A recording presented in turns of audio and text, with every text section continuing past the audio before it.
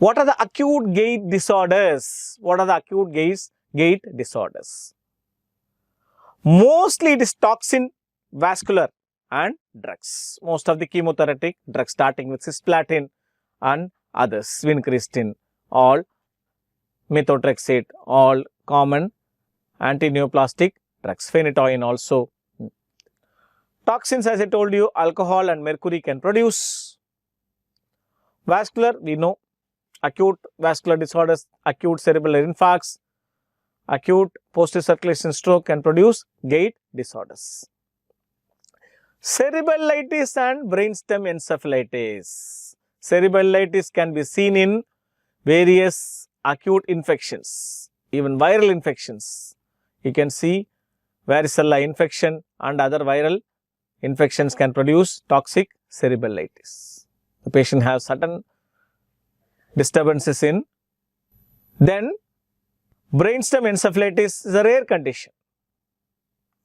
Episodic ataxia is not a common thing, that it is a genetic disorder. Occupation gait disorders, toluene. Toluene is common with a occupation, that is when the patient is working in a spray painting, car spray painting, other spray painting. Toluene can produce gait disorders. It can cause spinocerebellar involvement. Paraneoplastic, definitely ovary, breast carcinoma and lung carcinoma common to produce. Thyroid disorders can produce, acute thyroid can affect the cerebellum. How do you differentiate patient as a ataxia, gait disturbances? Whether it is cerebellum or sensory ataxia. Very important point, almost we know.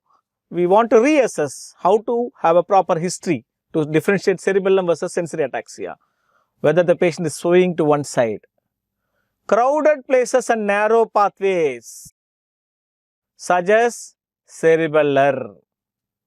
Frequent falls and need for support. Both cerebellar and sensory ataxia can be present in specific patients.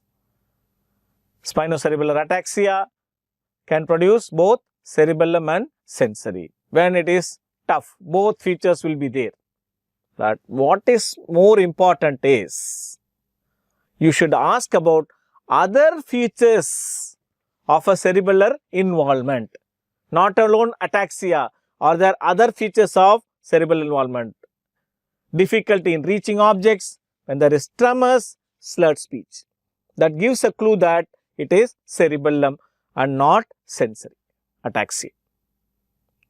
So, not alone with history, you should ask about other features. Now it becomes difficult when only the vermis is involved, very tough. But vermis involvement will produce truncal ataxia. The patient will have classical, even sitting will cause ataxia. Sitting position, the patient will have ataxia. Other features of cerebellum involvement, very tough to negotiate narrow pathways. Visual fixation is lost and the patient has ataxia, that is wash basin sign. It suggests it is sensory ataxia.